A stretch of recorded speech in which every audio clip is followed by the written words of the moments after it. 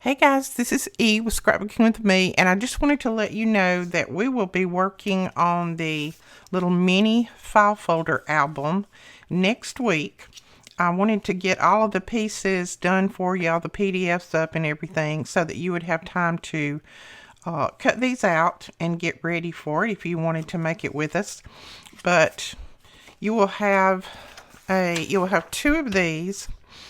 It's the template for the file folder. You'll have one with the tab on each side. And then I did some more little templates today for you. This is the pocket. So it's the pocket and the mat. So I did those templates. And then this is the slanted pocket and the mat. And then these are just some extras that I'm going to use in the mini album.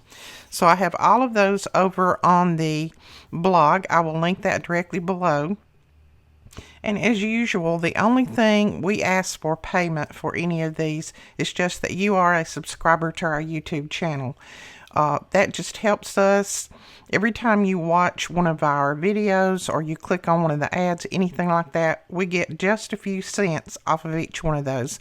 So that just kind of helps us pay for the programs and creating these PDFs and things like that for you, because it does take quite a bit of time, and then I pay quite a bit for the software that I create these on.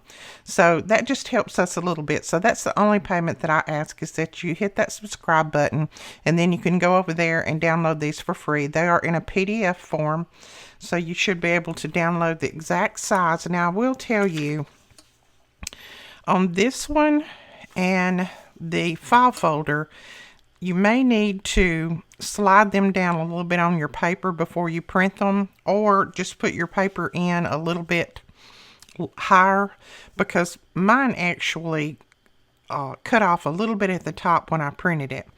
So I think it might need to be slid down just a little bit on your paper. And then the same thing on the file folder. This little part right here kind of cut off, which is no big deal. I could put it back in, but just slide it down a little bit on your paper, or put your paper in a little bit lower, and that might remedy that problem. Sorry about that. I think it's because I added my logo at the bottom.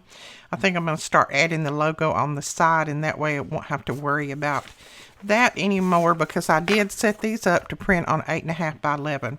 Now you shouldn't have any trouble with the others. They look like they printed fine, so I just wanted to let you know that and give you that little tip. And we will talk to you guys Monday with some new tutorials. We'll talk to you later. Bye-bye.